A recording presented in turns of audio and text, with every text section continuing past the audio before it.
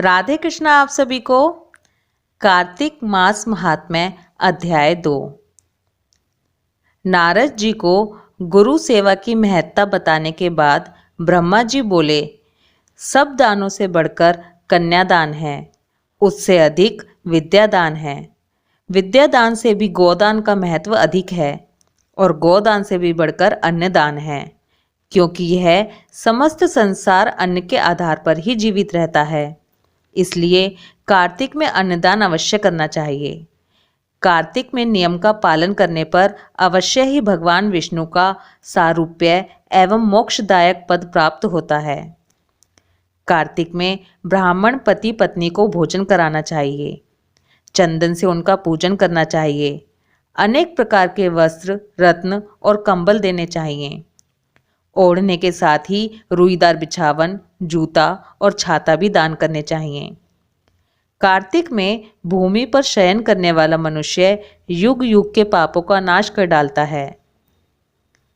जो कार्तिक मास में भगवान विष्णु के आगे अरुणोदय काल में जागरण करता है और नदी में स्नान, भगवान विष्णु की कथा का श्रवण, वैष्णवों का दर्शन तथा नित्य प्रति भगवान विष्णु का पूजन करता है, उसके पितरों का नरक से उद्धार हो जाता है।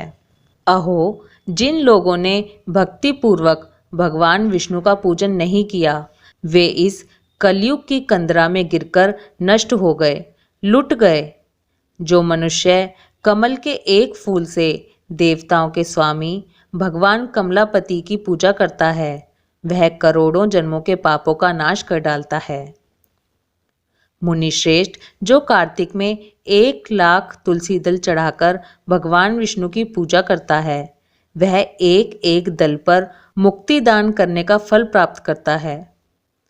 जो भगवान के श्री अंगों से उतारी हुई प्रसाद स्वरूपा तुलसी को मुख में, मस्तक पर और शरीर में धारण करता है तथा भगवान के निर्माल्यों से अपने अंगों का मार्जन करता है, वह मनुष्य संपूर्ण रोगों और पापों से मुक्त हो जाता है। भगवत पूजन संबंधी प्रसाद स्वरूप शंख का जल, भगवान की भक्ति, निर्माल्य पुष्प आदि, चरणोदक, चंदन और धूप ब्रह्म हत्या का नाश करने वाले हैं। हे नारद, कार्तिक मास में प्रातः काल स्नान करें और प्रतिदिन अपनी शक्ति के अनुसार ब्राह्मणों को अन्न दान दें, क्योंकि सब दानों में अन्नदान ही सबसे बढ़कर है। अन्न से ही मनुष्य जन्म लेता और अन्न से ही बढ़ता है। अन्न को समस्त प्राणियों का प्राण माना गया है। अन्न दान करने वाला पुरुष संसार में सब कुछ देने वाला और संपूर्ण यज्ञों का अनुष्ठान करने वाला है। पूर्व काल में सत्यकेतु ब्राह्मण ने केवल अन्नदान से सब पुण्यों का फल पाकर परम दुर्लभ मोक्ष को भी प्राप्त कर लिया था। कार्तिक मास में अनेक प्रकार के दान देकर भी यदि मनुष्य भगवान का चिंतन नहीं करता, तो वे दान उसे कभी पवित्र नहीं करते।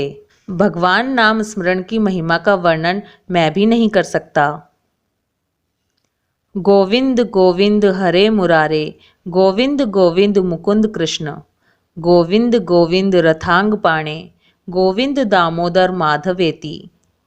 इस प्रकार प्रतिदिन कीर्तन करें। नित्य प्रति भगवत के आधे श्लोक या चौथाई श्लोक का भी कार्तिक में श्रद्धा और भक्ति के साथ अवश्य पाठ करें। जिन्होंने भगवत पुराण का श्रवण नहीं किया, पुराण पुरुष भगवान नारायण की आराधना नहीं की और ब्राह्मणों के मुख रूपी अग्नि में अन्न की आहुति नहीं दी, उन मनुष्यों का जन्म व्यर्थ ही गया। देवऋषि, जो मनुष्य कार्तिक मास में प्रतिदिन गीता का पाठ करता है, उसके पुण्य फल का वर्णन करने की शक्ति मुझ में नहीं है। गीता के समान कोई शास्त्र ना तो हुआ है और ना होगा। एकमात्र गीता ही सदा सब पापों को हरने वाली और मोक्ष देने वाली है। गीता के एक अध्याय का पाठ करने से मनुष्य घोर नरक से मुक्त हो जाते हैं, जैसे जड़ ब्राह्मण मुक्त हो गया था। 7 समुद्रों तक की पृथ्वी का दान करने से जो फल प्राप्त होता है, शालिग्राम शिला के दान करने से मनुष्य उसी फल को पा लेता है। अतः कार्तिक मास में स्नान तथा दान पूर्वक शालिग्राम शिला का दान अवश्य करना चाहिए। कार्तिक मास महात्म्य दूसरा अध्याय समाप्त। ओम नमो भगवते वासुदेवाय नमः। राधे कृष्णा।